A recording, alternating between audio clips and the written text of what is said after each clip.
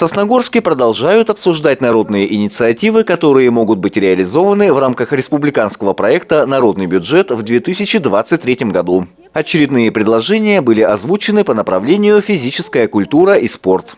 Несколько слов скажу об итогах реализации проекта «Народный бюджет» за последние годы именно по направлению физкультура и спорт. Так, в 2019 году благодаря народному бюджету было отремонтировано и обустроено футбольное поле в 6-м микрорайоне. В 2020 году реализован проект «Ремонт и обустройство мини-футбольного поля» на стадионе «Локомотив». Там полностью заменили искусственное покрытие, футбольные ворота и ограждения. В прошлом году установлены уличные тренажеры в селе Усть-Ухта и поселке Вайвош. Всего было озвучено 5 проектов. Так было предложено оборудовать на базе конно-спортивного центра «Фортуна» открытую конкурсную площадку. В настоящий момент площадка имеется, но поскольку здание 82 года постройки, это бывший телятник, 82 года стоит, здесь стояли силосные ямы и другие постройки. Бульдозером все это сравняли. Площадка будет немножко выше и стандартная, естественно. Как и в хоккее, как и в футболе, как в волейболе существуют какие-то стандарты для площадок, на которых возможно заниматься, принимать гостей, проводить соревнования определенного уровня. И вот это будет площадка. Размеры 60 на 60 как раз то, что требуется. Будут трибуны для зрителей. Здесь требуется планировка грунта бульдозером, естественно, прокладка с гранитом, чтобы трава не росла и деревья не росли, отсыпка песком и ограждение. А на стадионе «Локомотив» в рамках проекта «Поиграем на природе» может появиться новая площадка для пляжного волейбола. Это станет очередным этапом возрождения спортивного объекта. У нас в Сосногорске наша площадка, что была раньше, вот внешний вид, да, не соответствует ни по безопасности, ни внешне, а желающие заниматься этим спортом есть. Создали проект, подготовили смету, химик подготовил. И выступили с таким проектом. То есть это стойки, которые безопасные, то есть мягкие стойки, сетка новая, поле, разметка. Также участники встречи предложили провести ремонтные работы в ряде спортивных учреждений Сосногорского района, а именно в Вайвошском бассейне и городском клубе единоборств «Гладиатор». До 1 июня бюджетная комиссия должна рассмотреть и определить перечень одобренных народных проектов. Его направят в администрацию главы Республики Коми, где и определят победителей. Андрей Калиничев, Евгений Юрин, Вести Тимана, Сосногорск.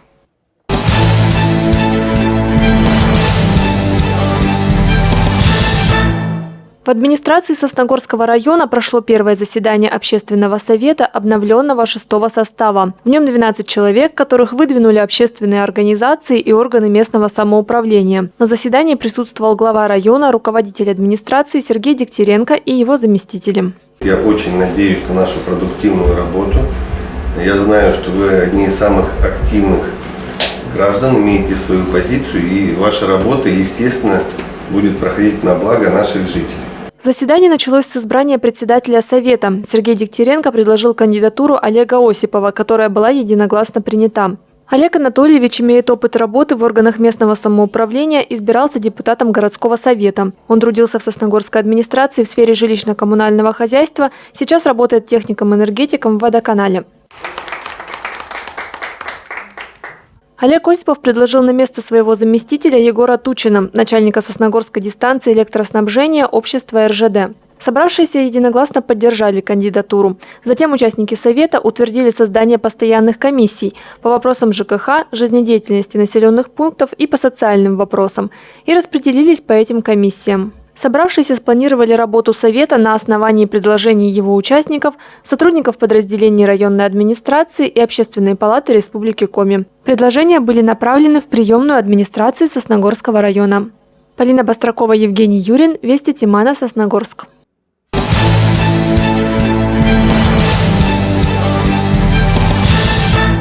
С 1 апреля по 30 июня школы района будут принимать заявления на зачисление в первые классы. В Сосногорском филиале общественной приемной главы Коми провели прямую линию с сотрудниками управления образования. Родители или опекуны могут подать заявление в школу, закрепленную за территорией, на которой прописан ребенок. Школа находится на закрепленной территории.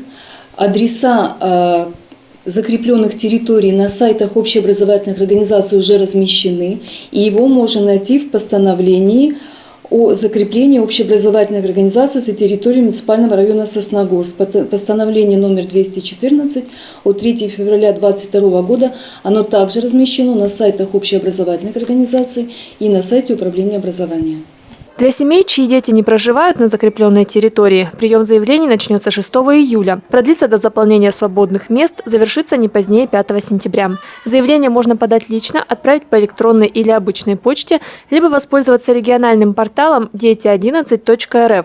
В этом году есть некоторые нововведения. Ребенок имеет преимущественное право приема на обучение по общеобразовательным программам в ту организацию, в которой уже обучаются его полнородные и неполнородные братья и сестры.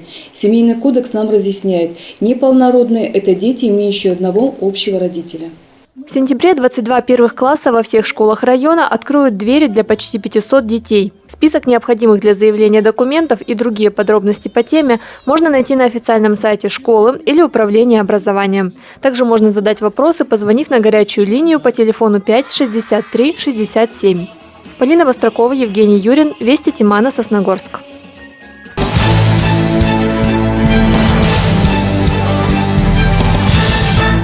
Сосногорский дом культуры «Горизонт» приглашает на молодежный спектакль «Танцы плюс», который состоится 25 марта в 17 часов. Постановка основана на одноименной пьесе российского писателя Алжаса Жанайдарова. Автор затрагивает тему отцов и детей, представляет зрителям портрет современного подростка и его отношение к жизни.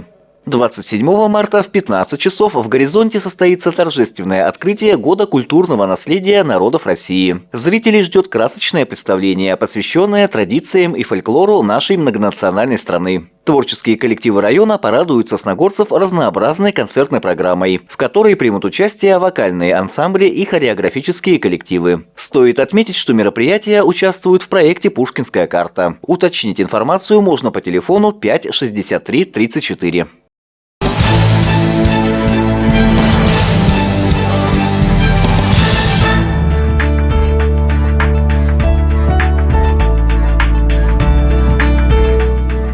В декабре 2021 года президентом Российской Федерации подписан указ об объявлении 2022 года Годом культурного наследия народов России. Цель – привлечь общественное внимание к популяризации народного искусства и сохранению культурных традиций народов и общностей, которые населяют нашу большую страну. Безусловно, культурное наследие народов России, оно многолико и многообразно. Сам термин «культурное наследие» четко прописан в федеральном законе от 25 июня 2002 года номер 73 об объектах культурного наследия народов Российской Федерации. Все мы знаем, что культурное наследие делится на материальное и нематериальное культурное наследие. К материальному культурному наследию мы относим памятники истории и культуры, мемориальные комплексы, музеи и заповедники. Сюда мы можем отнести целые исторические поселения и города, связанные с ними историческими территориями. Хочется сказать, что целый реестр объектов материального культурного наследия опубликован на сайте Министерства культуры Российской Федерации. Но мало кто знает, что даже на территории Сосногорского района расположен объект материального культурного наследия регионального значения, и располагается он в селе Устюхта. Это братская могила 7 красных партизан, расстрелянных белогвардейцами. К нематериальному культурному наследию мы относим различные формы устного народного творчества. Оно выражается в первую очередь в традициях и обычаях народов России. Оно выражается в языке, в исполнительском искусстве и в декоративно-прикладном творчестве. На территории Сосногорского района также принято постановление администрации муниципального района Сосногорск, в котором утвержден целый комплекс мероприятий, посвященных Году культурного наследия народов России. И жителям и гостям нашего города представятся самые различные формы мероприятий, от народных гуляний, праздничных концертов до познавательных бесед, мастер-классов и выставок, которые посвящены православным и фольклорным праздникам, например, Дню русской печи, Дню русской матрешки, Дню самовара и многие другие. Вот буквально в это воскресенье, 27 марта, в 15 часов мы приглашаем всех желающих посетить торжественное открытие Года культурного наследия народов России, которое состоится здесь, в городском доме культуры «Горизонт». Помимо ярких красочных номеров, также будут представлены и выставки декоративно-прикладного творчества, и различные мастер-классы. В общем, приглашаем всех желающих посетить наши мероприятия и приобщиться к многоликому и уникальному культурному наследию народов России. Нам очень приятно, что в этом году в рамках Года культурного наследия народов России два наших подведомственных учреждения стали победителями на соискании конкурса грантов главы Республики Коми. В номинации «Современная мастерская. Центр Коми и национальных культур» получил грант в размере 150 тысяч рублей на создание творческой мастерской под качество на базе центра с проектом «Живая нить истории ткачества». Также победителем грантов главы Республики Коми в номинации «Художественное народное творчество» это поддержка народных и образцовых коллективов самодеятельного народного творчества. Победителем признан Межпоселенческий культурный центр с проектом «Гастрольный тур народного хора поселка городского типа Воевож». Проект называется «Историю свою пою». И очень знаменательно, что эти проекты воплотятся уже в 2022 году на территории нашего муниципалитета в рамках Года культурного наследия народов России.